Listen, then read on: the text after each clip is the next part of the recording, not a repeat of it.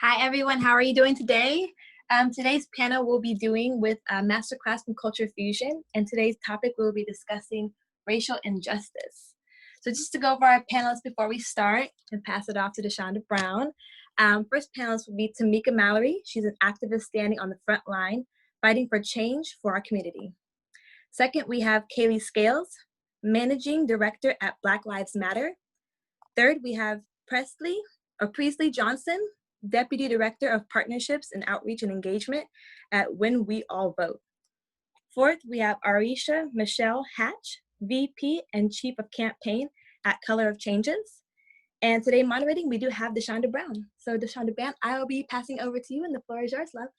Thank you so much. I really appreciate the introductions. Hi, everybody. I hope everybody's doing well, especially amidst all of this craziness, especially a time where, our mental health is extremely compromised, a time where Black people are, finally being heard after over 400 years of enslavement, because if we're being honest, it never stopped.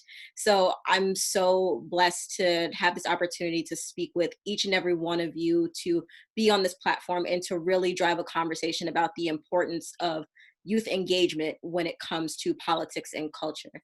So with that being said, let's get started. My first question is, the Black agenda gets thrown around to and fro, but a lot of people don't exactly know what it is. So anybody can start off with this, but what is the importance of the Black agenda, and how would you break it down to anybody or any youth who may not know exactly what it is?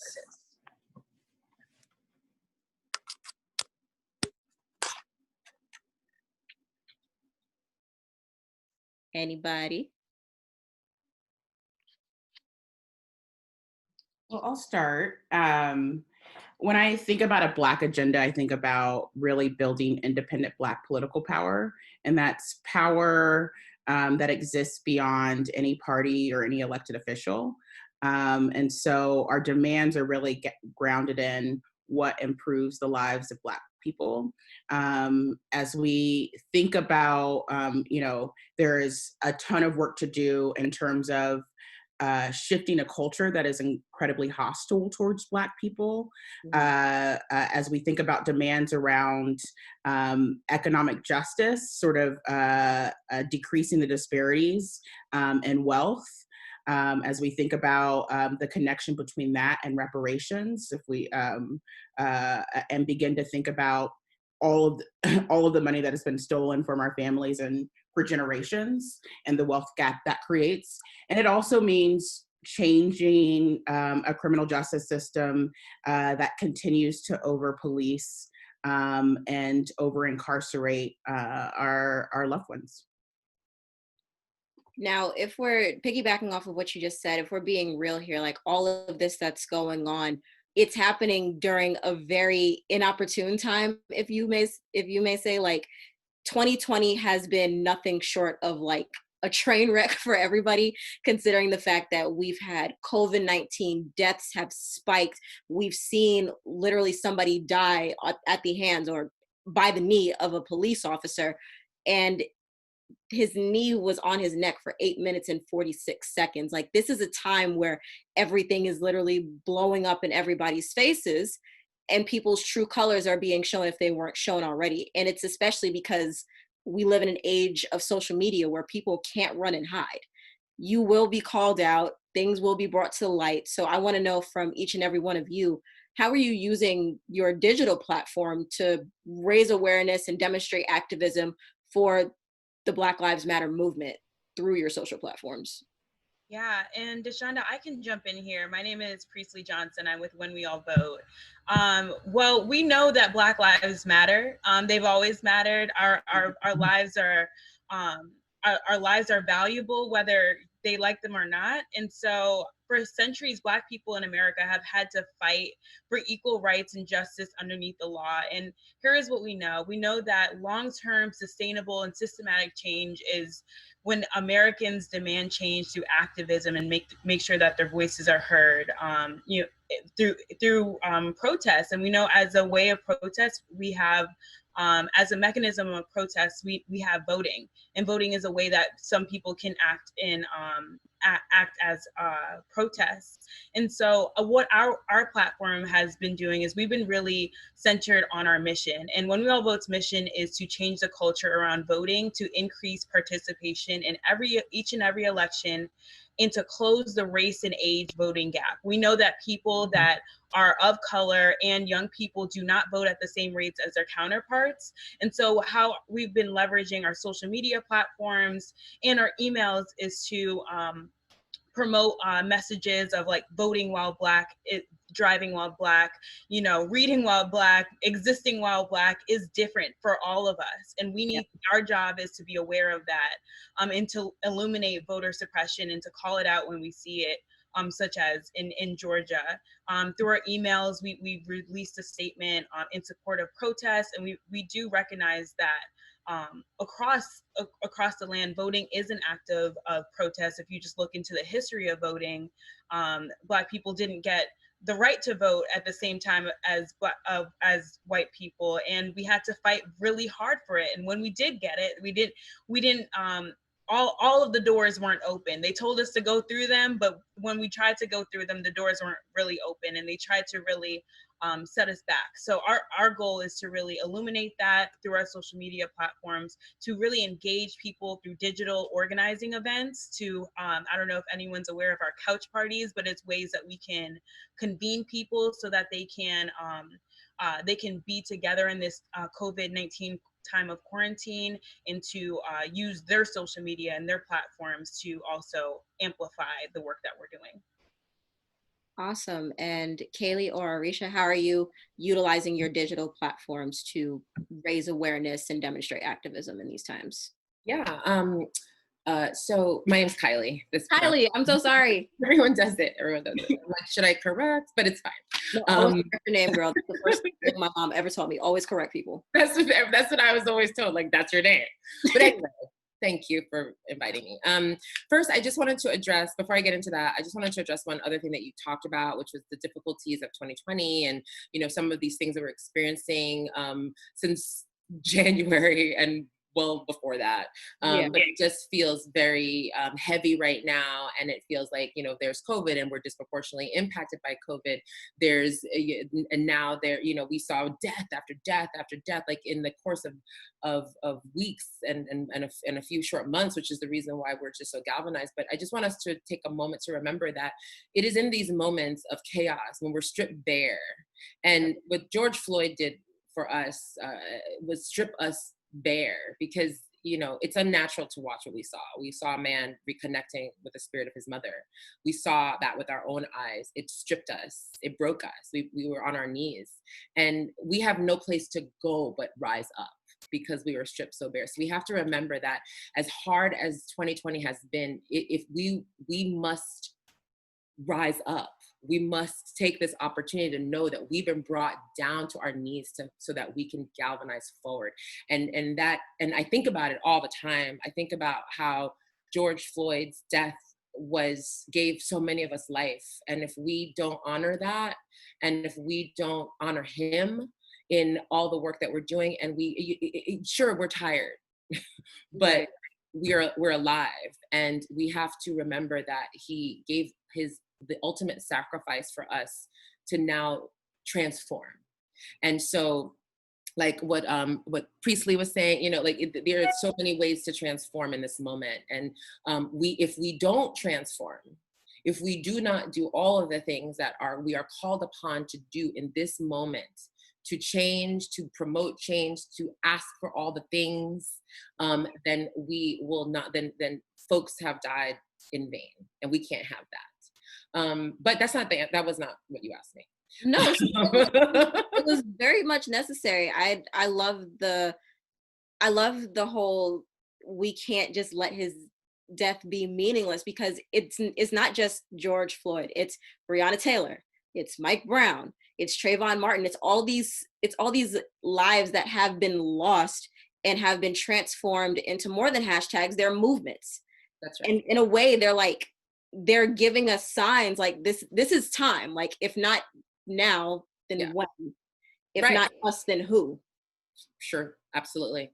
And digitally for BLM, Black Lives Matter started online, obviously. We started as a hashtag. We started, I don't know if folks know the story, but we started after Trayvon Martin's murderer was acquitted.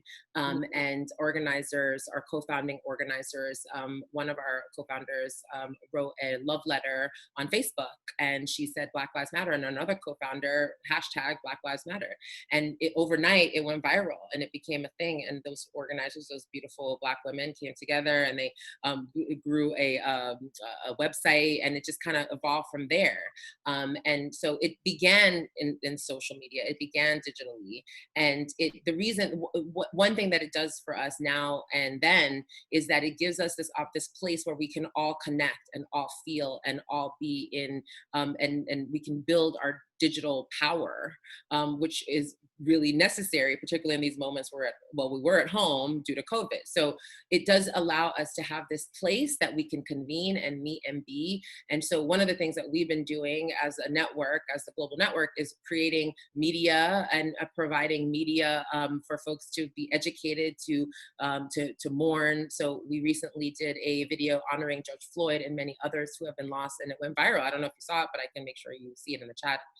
I think we're at like 11 million views just on social. And, wow. And it's one of those things that people just need to feel in order to connect. So we have to really utilize our digital platforms as a convener, as a place where we can share ideas, as a place where we can mobilize ourselves. Like, it is a valuable tool for us as we promote change going forward.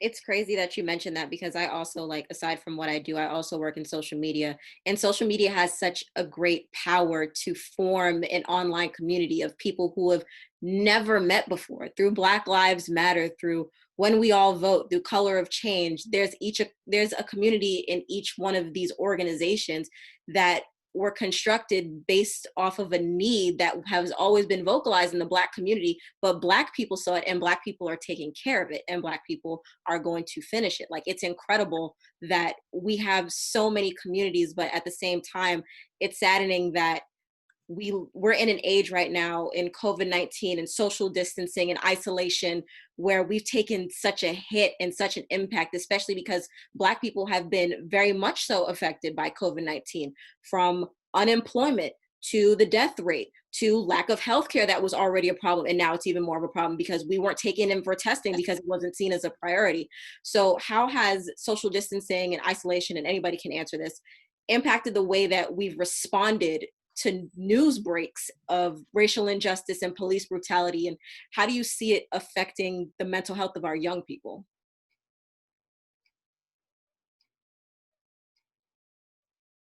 Yeah, I think, especially as probably the youngest person here, and I just have my ear to the ground. I just want to say, like, social media hasn't like, these acts are not new. Social media has illuminated them, and I think we're all on the same page that this has been happening since we got brought over here. So this is a continuous act that they've been doing, and now social media has allowed us to create a sense of community around it. When there was a lynching in the community before, the community had to let that body down and bury that body and do it ceremoniously. Now, when it's happening on our phones, we all feel the impact that surrounding community would have had in a deeper way. It's playing over and over. It's something that you cannot turn your eye to. And now that we're sitting down in this COVID-19 quarantine time, we have no other option than to see it. We don't have the daily hustle of bustle of, jumping on the train, going out after work for drinks. There's nothing else we really have to do except, like, be on our phones, be on somebody's screen, doing somebody's work, and trying to take care of ourselves. When it comes to, like, mental health, I just want to say, especially to my young people, like, just hop off for a second. It's okay to hop off. Hopping off doesn't mean you hop off the train of justice in the movement. Hopping off just means you're protecting yourself. So I definitely felt a strong need, especially in the first few days, just to hop off for 24 hours and give myself some time. So I recommend that. And Arisha, it looked like you were about to jump in and say something. Sure. Just sort of on the broader question of the role of social media and like the intersection with social distancing or physical distancing that we've all been experiencing. Color of Change, for the folks that don't know, is one of the largest Black-led racial justice organizations in the country. And we were really founded as a digital-first organization. We come to work every day thinking about how we give people small, easy things to do that, when added up collectively, have the potential to leverage real world change for Black people. And so, we run our organization through the form of petitions where people give us their email or their a cell phone number so that we can keep in contact with them. But we're constantly driving folks to a number of different actions. It might be sign this petition. It might be call a decision maker to put pressure around this thing. It might be actually show up and protest or deliver the petition with the person who has the power to make the change that we want to see. And what we saw, and I think what has been building for the last several months, as we entered this pandemic health crisis, with as videos of Ahmaud Arbery's murder began to circulate. I think by the time we got to Central Park Karen, I was at peak pissed off. And then we had the George Floyd video stuff surface. And so I think it was the combination of all of these things. We have been seeing at Color of Change that over the last 3 months, people have been more active online, more people are signing petitions. And I think it's because we're sort of forced and getting more news than we normally get in our lives. But I think we've really seen how social media played a role, not only sort of precipitating the protests, but to continue to amplify the protests. It was a way for people to contribute that might not have been healthy enough to go out and march these last 2 weeks.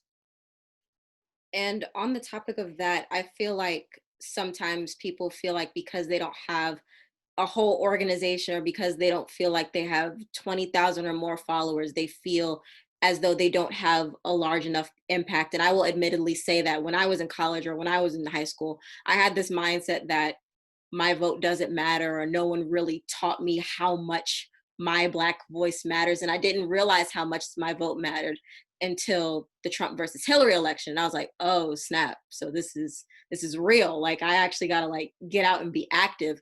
So what advice would you give to any youth who may not know how to use their platform or feel like they don't have the impact that's necessary to amplify melanated voices at this time? If I could just say, first of all, hi ladies, you all look so radiant on this screen. When I first joined, I was just smiling, look at them, just all these beautiful Black ones. Young people are the most powerful individuals in America. And I don't think that, and college students specifically are extremely important. I think in this particular election cycle, because COVID literally put the brakes on the presidential campaign. People were unable to get out and knock doors and have all these fancy events. Probably helped Joe Biden because he didn't get to say much more than things that he's already said. So it probably was I'm sure his team was like, whoo, we can do a prepared statement and sit behind the computer. I saw a meme somewhere that was please help Joe Biden, not allow Joe Biden to make us not vote for Joe Biden. So, but anyway, we will. Some of us will. But when in this particular moment, when they haven't been able to campaign the way that they need to, they've got to find organized bodies. They've got to be able to find people who are already organized that they can encourage to go to the polls in blocks. And so Black women, they know where to find us. They know where to find the hip hop community. They know where to find, different pockets, different church going folks. And even that, I don't know, I guess, they can, somehow they'll work that out because those people are pretty much dedicated voters, and especially Black folks in that population are generally going to be Democratic voters. College students are going to be incredibly crucial because that's another organized body of young people that they can find who are all connected, that can still do Zoom events and link up and talk to one another and get information out. And I tell young people all the time, when you get close to presidential elections, you find out just how important you are, because everybody and their mother wants to go through to the school. They want to be a part of, you know, your efforts. All these different individuals show up wanting to have vote this, vote or die, vote back, talk back, you know, every kind of event. So when you understand that you have that type of power, the question then becomes, how do you use it to demand whatever change it is that you're looking for? And I think that's what we as old people have to help to organ. And by the way, this movement that happened across this country over the last 2 weeks, where we saw a real serious rebellion, resistance, that was led by young people. I saw it with my own eyes. It was young people. And while, yeah, you know, some people want to say, well, there was vandalism, there was this, there was that. Those things happen in a few instances. But overall, young folks showed that they know their issues, that you all know your issues. Let me speak directly to you, that you know your issues, you know what you want, you know that ain't gonna, if the real, and sometimes older folks say no justice, no peace, and then we still want to give people peace while they're not giving us any justice. Young people have thrown all of that away. Yep. So I just think that our job as elders, olders, whatever, you know, that we want to call ourselves, is to help coordinate it and allow your voices to be as impactful as it can be, because you have a strategy. And sometimes the strategy can be chaos, but even in chaos, there has to be some order. Mm-hmm. And can I add and just agree with Tamika that conversation. Yeah. I agree. I think especially Gen Z voters are the most like powerful forces that we have in our democracy right now, for a couple of different reasons. One, you know, Black voters, we have really become the most reliable voting bloc of the Democratic Party over the years. We're now beginning to see a generational divide as younger folks want to see stuff delivered in our lifetimes. Like, we want to see, I wasn't around for the Voting Rights Act. I need something like now, like right now for me. And so I think for us that are younger, I think I'm middle-aged technically. I'm a millennial. But I think that we are in a position where we can hold the Democratic Party, other elected officials, we're more willing to hold them accountable to like results now. Like, you know, the end of slavery, the end of Jim Crow, like that isn't enough. We need more right now. And so there's a lot of power there. Secondly, we, in my lifetime at least, and I think for several decades, Republicans or the right wing haven't competed for Black votes in a real way. And right now, they're not necessarily competing for votes. They're not giving you a vision of like, this is what we're gonna do for you. Trump does a little bit of it, but they're not giving a full vision. What they're actually trying to do is spread disinformation in a way that actually depresses Black voter turnout. And that is being specifically targeted at Gen Z voters. In 2016, we saw sort of like Russian foreign agents creating fake Black Lives Matter pages. Those were with the intent of making you feel depressed and disenchanted about your power. And they are not being, and these sorts of messages are not being delivered by folks that share your values. It's not BLM out here saying, don't go vote. It's not Color of Change. It is a set of white people or foreign folks saying, don't go vote because we actually want Trump to be president, because we actually want this right-wing agenda. We're going to continue to see more of it. That whole industry has become more sophisticated over the last 4 years. And so Gen Z folks are going to be bombarded with all sorts of stuff that you need to be really aware of, that people are sort of like competing to make you feel powerless in this moment. To add on to that, we have an internal expression that it's not that young people are not. It's not that they don't want to vote. It's that they're getting misinformation or they're not getting any information at all on how to actually vote.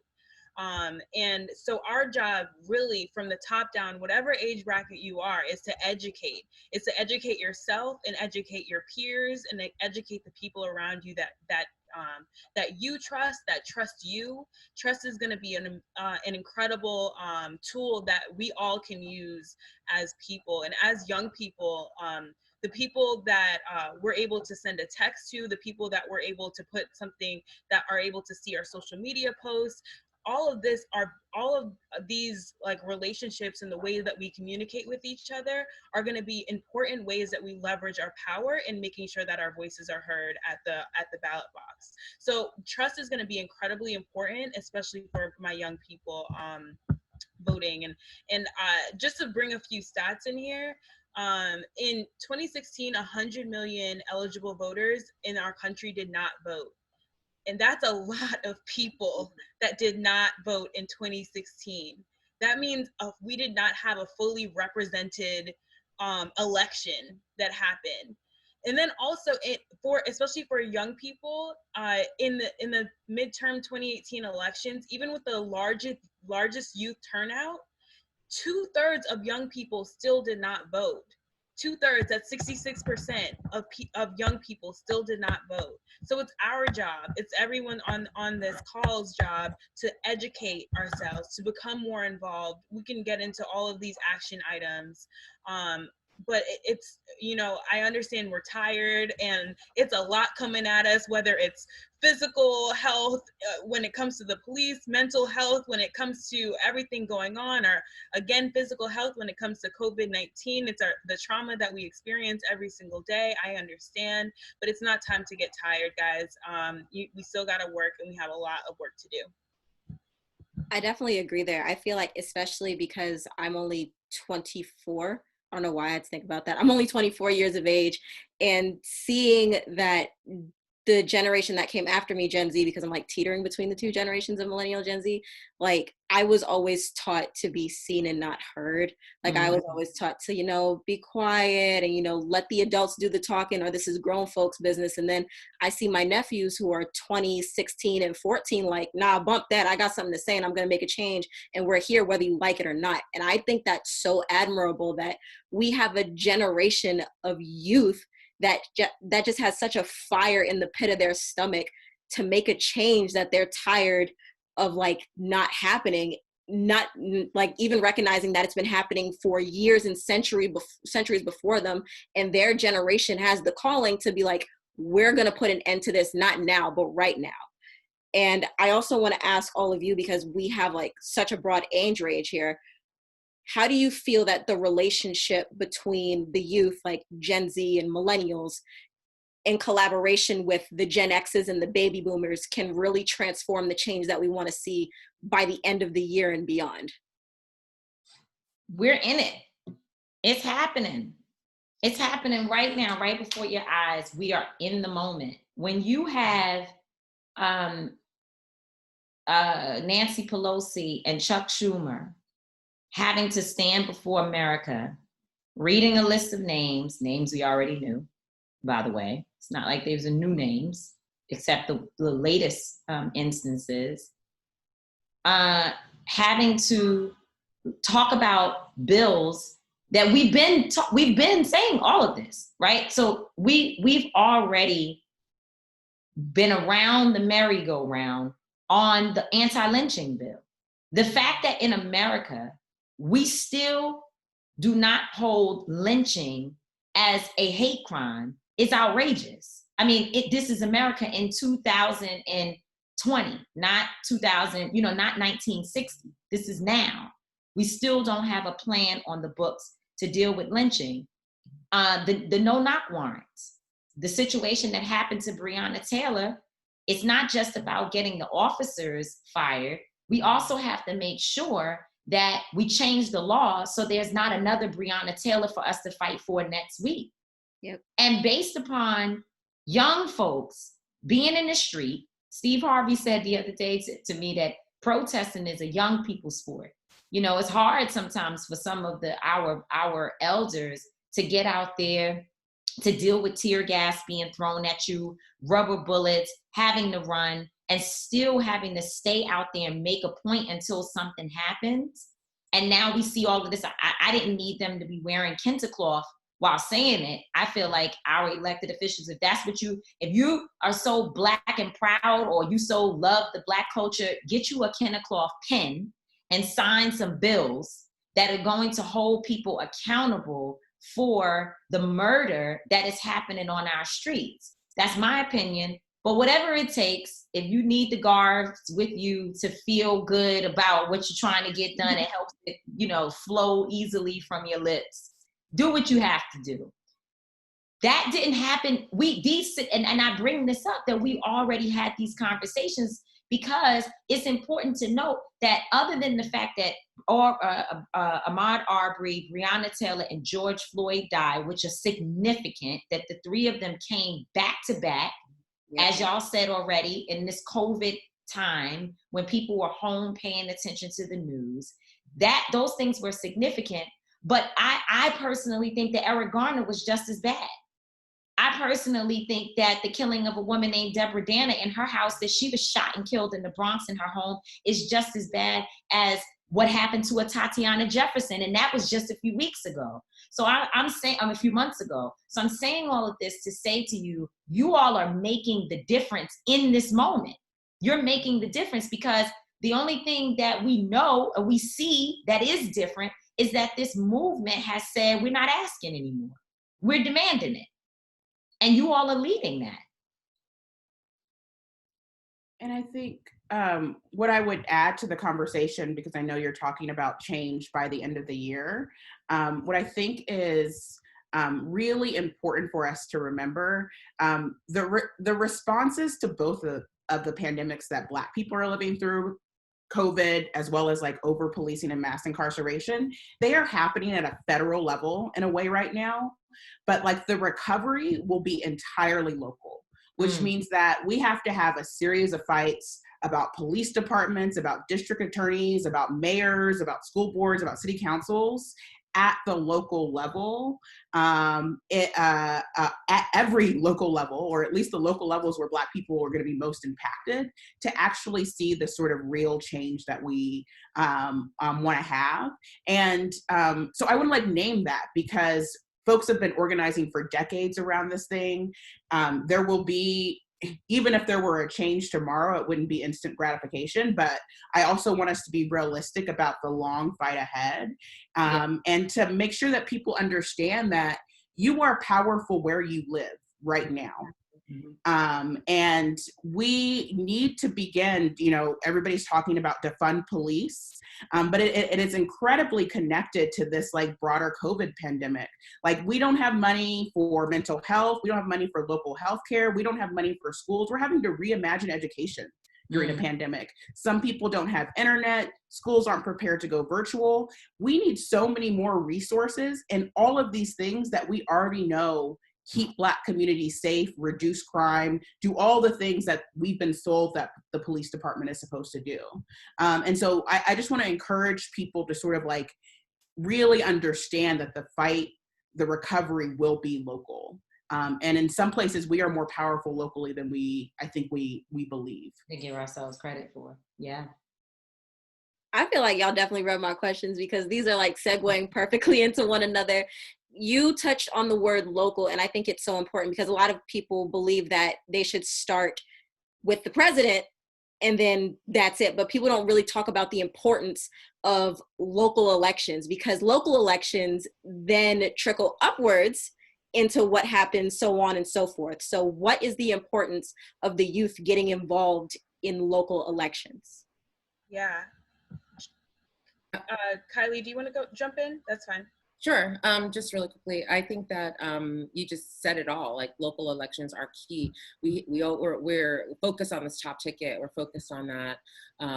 which is important, but I think that we also need to really be vigilant about our local elections. That's where police, sheriffs are elected positions. City council is an elected position. City council is where they make the decisions about how the budgets are spent so that we can make decisions about how education funding is allocated, how police budgets are allocated. These are the things that we have to stay vigilant about. These are the things that will make an impact in our day-to-day. And we often hear when we talk to folks that are thinking about voting and we ask people how they're feeling about this election, they're like, well, I don't feel it. I don't, I the president and nothing changed. So no matter who the president is, my community is still the same. And that's because you have to look down the whole ballot and you have to be vigilant about that. You have to know what's going on in your communities. You have to run for office. You have to be the voice. That's the dream. Like someone was saying earlier about how the Black agenda is building Black political power. You have to take power. You have to become a delegate. You have to do all of the things that will allow you to have the loudest voices in the times that it matters the most, because we have to galvanize all of this enthusiasm into action. And to do that is to be vigilant about who's representing you. They work for us. And if they don't do their job, you vote them out. And then you run yourself, or you ensure that the people that you need to make the decisions that you want, judges, all of these things are elected positions that you say vigilant, I'm so tired, and that you understand, and that you know exactly who it is that you're voting for at all times and pay attention. Yeah, and I think that is so important. I also think that what's happening in this time is a great example of how local elections matter and who you elect on the local level matters. A lot of the times it's so hard to connect why voting matters on the local level when all we hear about are these big federal elections of your president and these mass elections that happen every 4 years. But in between that, there's all of these elections that happen that influence you in your lives. And now we're seeing it and we're able to connect what's happening when it comes to criminal justice reform. Again, your mayor usually appoints your chief of police or in their city to manage the law enforcement. It's your sheriff is usually an elected position that oversees your county, your district attorneys or chief prosecutors. They decide when an arrest leads to a charge. Your governors, they play a crucial role in ensuring public safety and security, and make sure that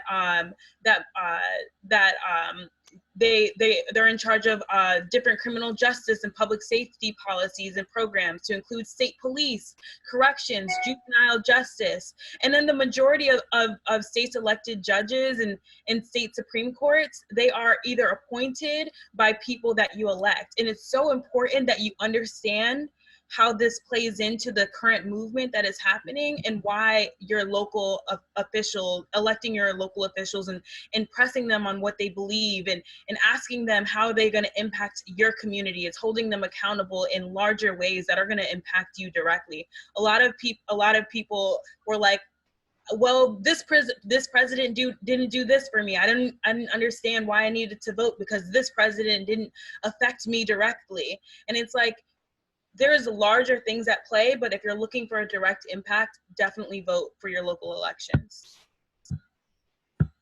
And if I could zoom in a little bit on one of those local electeds, the prosecutor, because it's an area of work that Color of Change has done a lot of work around over the last 4 years.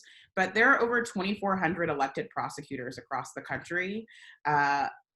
More than something like 85% of them are white and male, and over 90% of them run completely unopposed. I may be switching those two stats, but it's like 80 and 90.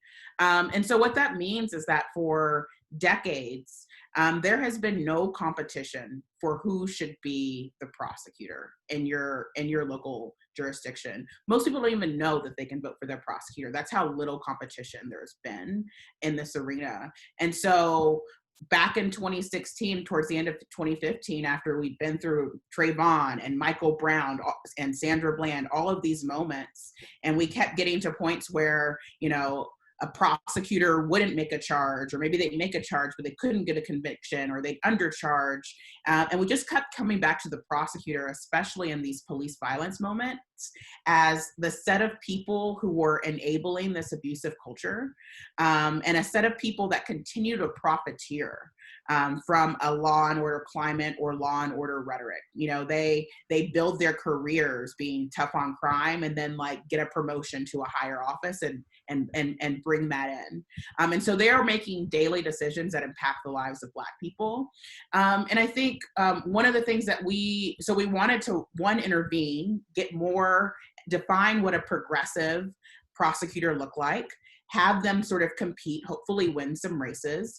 And although it took 4 years and we didn't get justice for Michael Brown, we did kick that prosecutor out of office.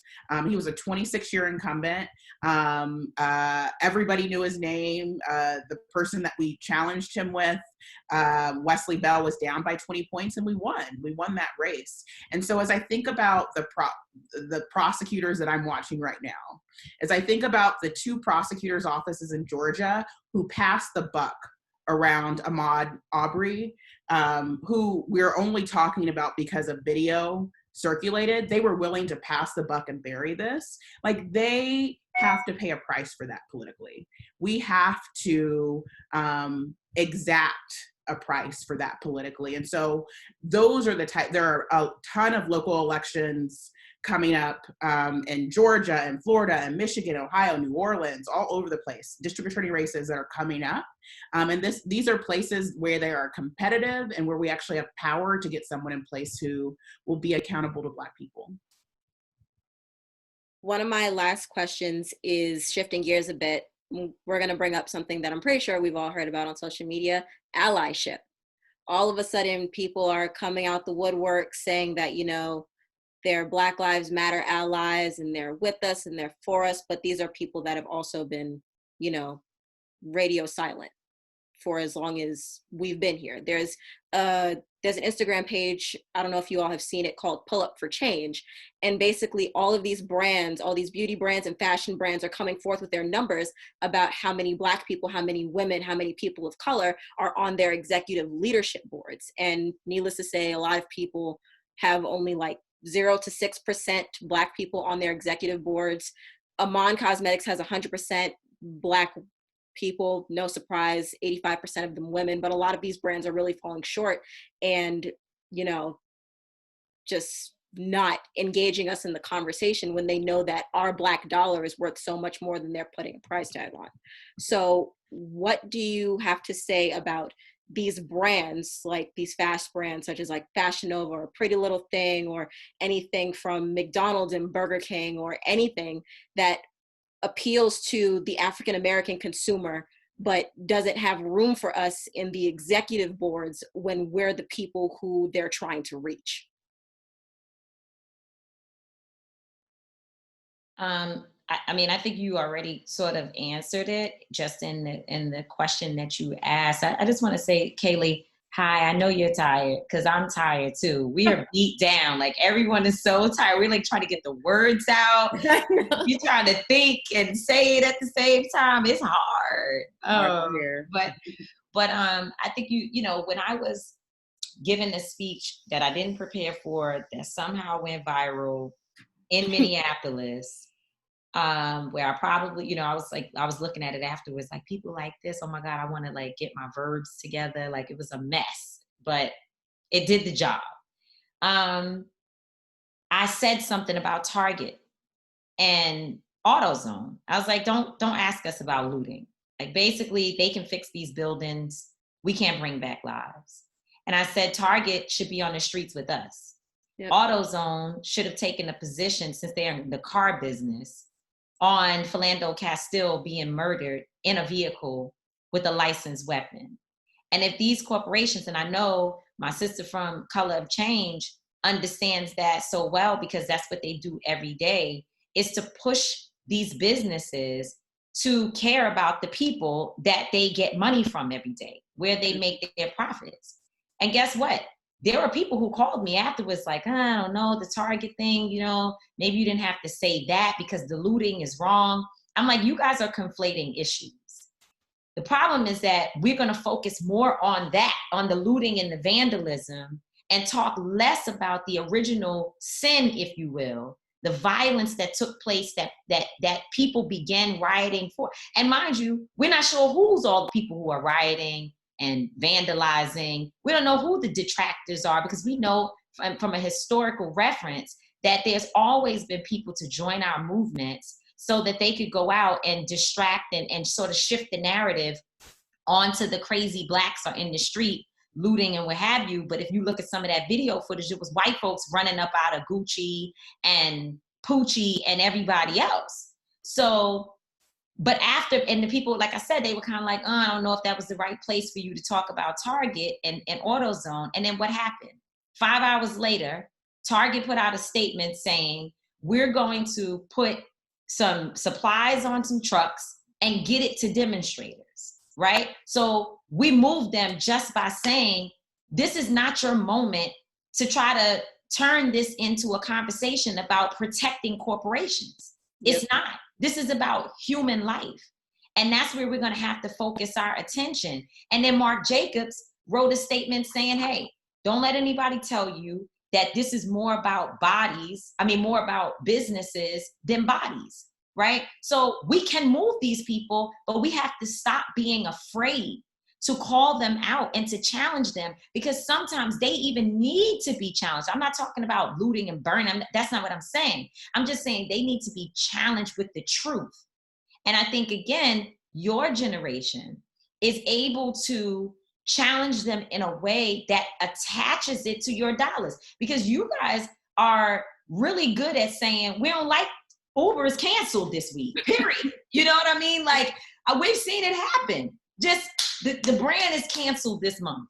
And then they're scrambling all around calling people, and they can no longer call the old guard to try to get them to make the community fold back in. Now they have to actually put some skin in the game so that you all can see it. I think your generation is probably one of the most incredible organized bodies that I have ever worked with. And I think I'm pretty young. I mean, I just turned 40 2 days ago, so I'm moving on to a different time period. But what I see you all doing is incredible. And I just want to encourage you. I got to go jump on something else. But I just want to encourage and leave a word that do not let these people use the media to scare you into continuing to stand up and understanding the power that you possess. And also understanding that when we, as some of the old heads, go into these rooms to have conversations very similar to Dr. King. When Dr. King was going in to talk to Lyndon B. Johnson, he was pointing outside saying, yo, if you don't do something for us and give us some justice and some equal rights and voting rights and everything else, they might tear these streets down. And I can't stop them by going out there praying or talking. I have to bring them back something substantial. And I think that is the pressure that we have to have, and all the different layers matter in this moment. So you guys fit a very important part of our movement, and I support you, and I think you all are doing an incredible job. Thank you so much, Tamika. And I know that you have to run and stuff like that. I'd seriously thank you for this conversation, especially because, having such a diversity of panelists here from different organizations with different viewpoints who are all working together to unify on a front that we've been fighting for over 400 years at this point. Yeah. It's incredible. And these conversations are necessary because our youth, including myself, we need conversations like this to uplift our spirits and to be encouraged, especially in times where we live on our phones. Like, as you can see, mine is right next to me, and all I see are retweets of the same videos over and over again. And at a point, especially for those of us who have already experienced past trauma, and those of us like myself who have depression, have anxiety, and who are on meds, it becomes a lot for our mental health. Mm-hmm. Because in times like this, when we feel like we're so boxed in because of COVID-19 and social distancing, we feel like there's so much going on and we don't know what to focus on and where to focus it and how to channel our energy, and if we should be mad, if it's okay to be mad, if we can cry, if it's bad to show any Black girl magic or Black boy joy. Is it insensitive to put out this type of content because of what's going on? There's a lot, and a lot of our youth are pulled in so many different directions. So if anybody wants to thank you so much. If anybody wants to jump in on this last question, how do you maintain your mental health during these times? I'll jump in. I think, first of all, I just want to say it's okay to feel all the feels. This is a very bizarre time, and it's pulling us in so many different directions. Like, as you so eloquently stated, there's so many different emotions. They change daily, they change weekly, they change hourly. So you have to feel all the feels and know that it's okay to feel all the feels. It's important also, because we're isolated, to reach out, to connect, to make sure that we're in conversation. It's important to just be honest and name what's going on. And mental health is very, very, very, very, very important. I'm a big advocate of therapy. I've been going to therapy for years upon years upon years. And it is always, and I think of it as like outsourcing. Like if I had a clogged sink, I'm going to call a plumber. If I feel a little bit jarred and clogged because I don't understand, because I'm going to find somebody who can walk me through it. And it's really been this incredible, especially these days, has been this incredible just awakening for me, just to be able, just to salve, just to be able to be soothed in these moments, and just to have peace with my thoughts and my body and my mind, and practicing somatics and meditation and breathing. Like, all of it is so real, and it's really, really, really useful. And millennials know that. Young people know that. Young people know about mental health and caring for self and self-care and all of that. So it is very important to continue that. This is a big part of activism and organizing. Self-care is a big part of it.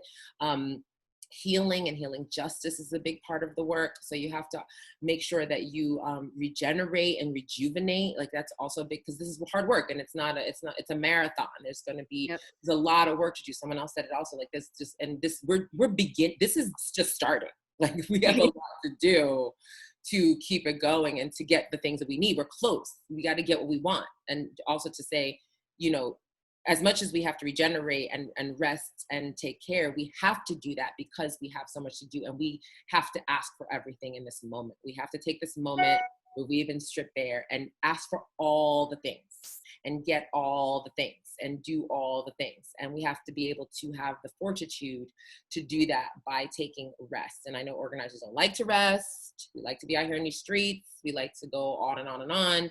But we need, it's like a muscle that you exercise, and then you take 2 days off, and you're like, and you go back to the gym, and the weight is lighter. It's because we've had that moment to regenerate. So please prioritize mental health. Absolutely. And I will say, before I throw it over to China for Q&A, anybody who has a question, throw it in the chat, because we're about to open up to Q&A soon. I will say, as somebody that is, like I said, I'm 24 years of age. I've only been out of college for about 4 years now. I can say that us living on our phones isn't necessarily helping anything at the moment. It's totally fine to just put your airplane mode on. It's okay to put your phone on do not disturb. It's okay to call out from work. Whatever is happening right now, I promise you it's going to be happening tomorrow. It's totally fine to just unplug and just stop. Whether you're an organizer, whether you're a leader, whether you're an employee, whether you're a mother, whether you're a father, whether you're somebody's boyfriend or girlfriend, whether you're somebody's fiance, whether you're somebody's best friend, it's okay to just be, because that's one thing that we also have to practice, and that COVID-19 has taught me: stillness. Because as somebody who's always writing, as somebody who's always on the go, as somebody who likes to travel from this country to that country and be with my boyfriend and be with my friends, I am now forced to practice stillness and be okay with the thoughts that are running through my head. It's okay to be confused. It's okay to be sad. It's okay to want to talk to nobody. It's okay to want to socialize with everybody. As you said, Kailee, it's okay to feel all the feels, as long as you're acknowledging it and not suppressing it. Because if we think about it, we're already suppressed enough. We don't have to do it to ourselves. You are the first voice that you hear in the morning, and you are the last voice that you hear at night. Be kind to yourself and give yourself grace. And I'm telling this to all of my college students who are going through it. It's hard, especially when you're trying to figure yourself out and you're coming into your own. You're trying to figure out what you want to do, who you want to be with, who you want to be in relation to everything else that's going on in the world. Give yourself grace, because there is a lot happening in 2020. And as you said, and as everybody said, this is just the beginning. Like, we're not going to take our foot off the gas now. So it's important to maintain your mental health at this moment, because if your tank isn't full, you can't go anywhere. Yeah. So those are my words before we open it up to Q&A, and I'm gonna pass it to you, China. Yes, well said, well said. Definitely, so Q&A, we have 4 students from Morehouse, North Carolina A&T, and Clark. Hey, I'm with the Spelman! We have Benny, we'll start it off. Benny, where are you? We're looking forward to hearing from you.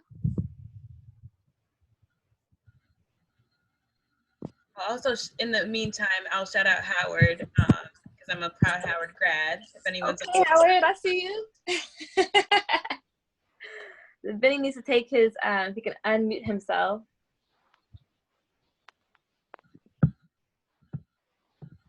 Hello, I'm not sure if it was supposed to be me or not.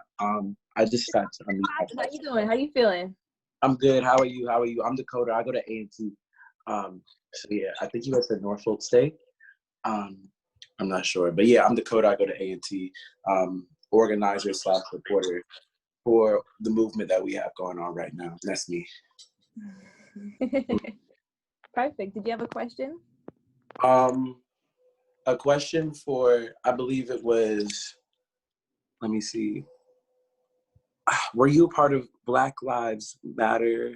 Black Voice. Ma'am who talked about, I'm sorry, I can't find your name. I can't find the, whatever it's called. But you was talking about mental health and about ripping and running. You know, us organizers, we're on go, but you have to find, you know, the time and the space to do that. I'm trying to do that today, and it's a lot of work. Can you tell me a little bit more about what you would do on your day of like self-care, or, you know, it's time to get the mental health together? And I'm sorry, I got to get up and just finish my program. I think that was me, Kailee. Yes, ma'am. Yes, ma'am. Yeah, so I would say that it's really important to meditate. And I know that sounds like just a word, but it's incredibly transformative, because it can happen in a very short period of time. Meditation and centering and just making sure that your physical body, so when we're in stress, our physical bodies react. And our physical bodies don't know time or space. So, you know, our memories do. We know that things happen in the past. We know that things happen in the present, but our bodies don't. So if we have a memory, or if we're triggered, our bodies will react. We don't even have to be in conflict for our bodies to react. And our bodies react in this fight or flight way, where we are an unrest. For me, that's like my stomach hurts, and I have like, this is like painful, and I'm just like, you know, clammy, and I just don't feel good. Like, I just don't feel well when I'm under stress. And so what meditation does for me is it allows me to be able to tell my body it's okay. And what we need to know as Black people is that we carry a lot of stress. We carry stress from our past. We carry stress from our ancestors. We carry a lot of stress. And so that affects our bodies in different ways. It makes our liver produce more insulin. It gives us high blood pressure. It gives us diabetes. We get high blood pressure because of the way that our hearts are beating. We are obese because of the way that we can't focus on healthy eating. Like, there's all these things that stress really contributes towards us as Black people, and just our lives and the way we live it, and the fact that we don't have things like economic justice and health justice, and, you know, all of these things contribute to our health. So meditation really does give us the opportunity to let our bodies know that it can relax, that it doesn't have to be in fight or flight, that we can kind of focus on what we need to focus on. And for me, what I literally do is I take 3 deep breaths through my nose, and then 6 long counts. 3 count inhale through my nose, and a 6 count exhale through my mouth. And I do that, and every time sometimes I do it before I fall asleep. Sometimes I do it when I'm in stress. I put my hand behind my head. Also, it stimulates the vagus nerve, and that really allows your body to become calmer. And the more you do it, the quicker it works. So sometimes you do it and it may take a couple minutes, 5 minutes, 6 minutes for your body to fully calm down. But if you do that every single time you feel your body reacting, when your body gets used to it, you'll start to do it, and your body will automatically. Now I'm just like, I'm gonna just, before a phone call, before anything, I do that, and I'm like good. And so that's what I would recommend. That's what I do to keep my mental health. You know, just a short, quick fix if you don't want to go to like a therapy, all that stuff. Like, it just kind of helps your body calm. Yeah, hope that was helpful. It was. Thank you so much. Thank you, Dakota. Perfect. So our next one's going to be Nyland. Nyland's going to be the next question.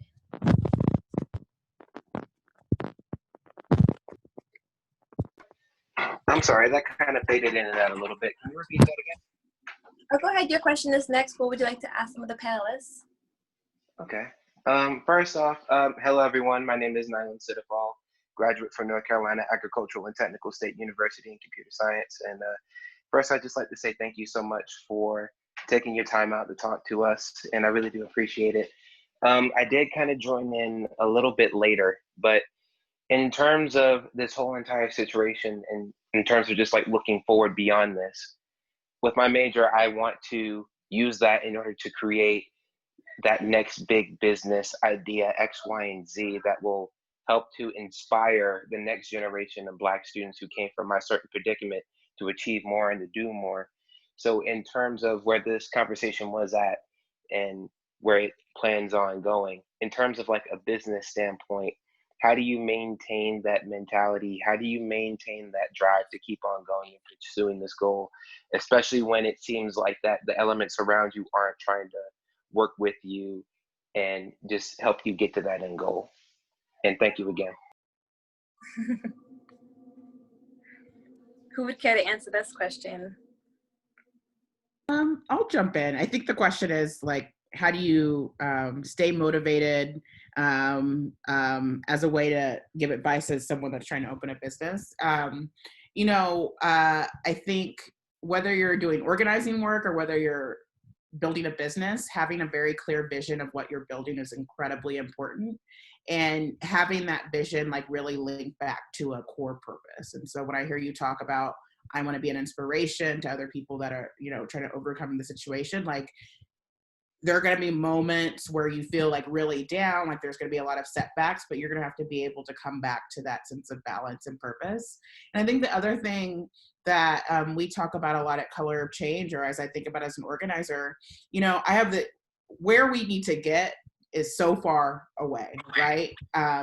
But along that road, there are going to be like a number of, in a business world, they call it like key performance indicators. There are going to be like a number of like things that like happen that will show you that you're on the right road, and being very clear with yourself about those things, celebrating those moments. Like, I've been working to get this reality show Cops off the air for like literally 6 years. There was another announcement yesterday that another network was getting rid of it. And so like just taking the moment to celebrate the little bitty things and the little signs along the way that telling you that you are headed in the right direction, I think are incredibly important, because you're not going to go, most people don't go from 0 to 100 immediately. Like Color of Change was around for 15 years before people started texting Floyd to 55156 like a week ago. Yeah. Awesome. We have room for one more. It's going to be Jamal.